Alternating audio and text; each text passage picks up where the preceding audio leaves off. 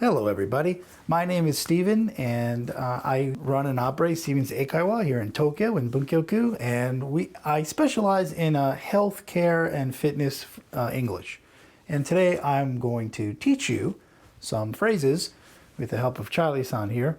I'm going to teach you the directions, the clinical words for the directions. We have lay words, we have regular words like forward and backward and left and right, but when you need to find a location, a specific location on a bone, well, left and right gets confusing because here we have left and right, and where's left and right now?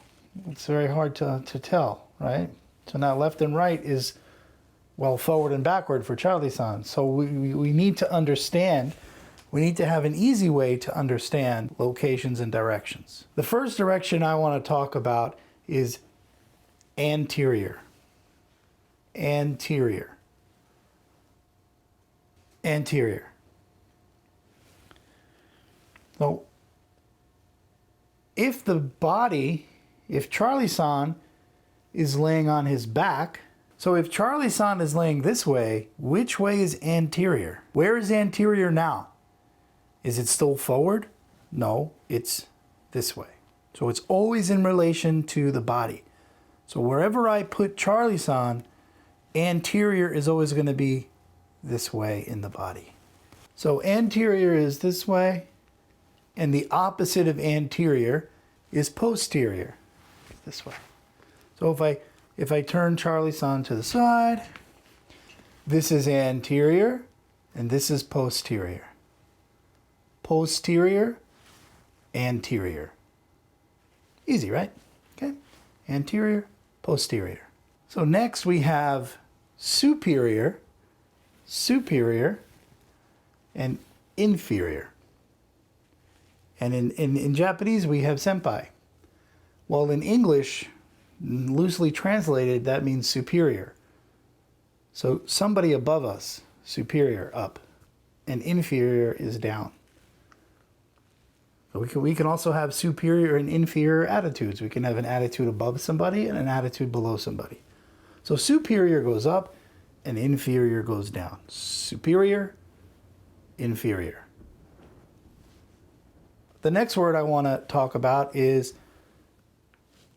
medial. Medial is very easy to remember because it sounds like middle, middle. So medial, medial, going towards the center. Medial. The opposite of medial is lateral. Lateral is going out from the center. If you watch sports and football, when you pass the ball to the side, it's a lateral pass. A lateral pass. So lateral is to the side. Okay? To the side. Medial is towards the center. Medial. Okay? So the next word is superficial. Superficial. Superficial, the surface, on the surface, superficial. Okay? My shirt is superficial and my skin is deep. Okay? So here we have superficial on the outside, and then something further into the body is deep.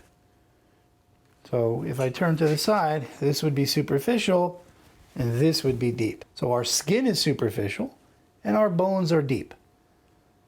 And of course, beyond the bone, we have our organs, our heart. We can say the heart is deep to the bone is deep to the skin, etc., etc. Superficial and deep. We also use superficial and deep to talk about people's character or personality. Everybody knows that one girl or guy who's always combing their hair and always putting on their lipstick and always cares about how expensive their clothes are. In English, we call that a superficial person. Somebody who's always thinking about their life and caring about other people and thinking about the world. We call that a deep person, a deep thinker. So superficial and deep. The other word that we're going to do, the other word is proximal. Proximal is close to something. You might know the English word proximity, something close. I live in proximity to the hospital. Okay? It's something close. It's proximal.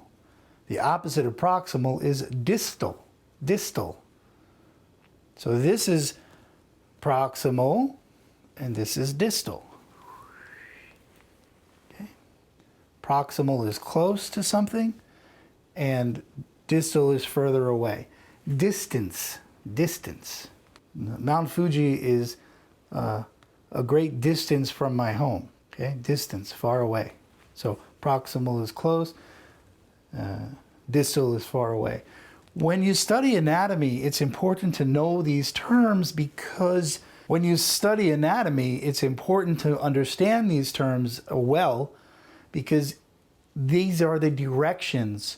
When you look at a map, you need to know go left, go right, go halfway, and turn right. You need to know all these words in order to use a map and get directions. That's the same thing if I'm talking about a muscle and I say the muscle attaches to the lateral 1/3 of the clavicle. You need to know what lateral is. So if you don't know lateral, you don't know medial, you don't know superficial, you don't know deep, it's going to be very hard to study anatomy. So you need to have just these basics. A few of these basics and a very large sentence becomes much easier to understand if you have these ideas already down pat. So the other thing is contralateral and ipsilateral. Contralateral and lateral we already learned. What does lateral mean? Side. Something to the side. Contralateral means the opposite side. So if I have some kind of problem here in my eye, or Charlie-san has a problem in his eye, I say it's contralateral, it means it's only one side, or the opposite side. His right eye is fine, the contralateral eye is okay. If there's a problem on the same side, it's ipsilateral. If I have a knee problem, it's ipsilateral, it's only on the same side. If I have a knee problem and it's contralateral too, it's on the opposite side. Contralateral means the opposite, and ipsilateral means the same side. So I hope you enjoyed learning and understanding about these words. If they were new, good luck. It's easy if you go slow and take it step by step. Even in English, it's hard to learn the words. Any American going into an anatomy class finds it a little difficult because there's many words. If we break down the words, it's not always that hard. These words are also used for the names of muscles or locations. So we talked about superior. For example, superior is something above, right? Going up is superior. Well, that super word is put into other words. So the supraspinous fossa of the scapula sounds like a big word, but when we break it down, we know what the scapula is, okay? We already learned supra is a variation of superior, up, above. So it's something above, and spinous. This is the spine of the scapula. Supraspinous means above the spine of the scapula. So when you start to learn all of these words, it's like building blocks. In America, Legos are very popular, and I don't know if kids play with Legos in Japan, but it's the same thing. Step by step, block by block, you start building your knowledge. It's very easy if you do it step by step like that. So thanks very much for joining me today, and thank you, Charlie-san, as well. And I hope to see you again.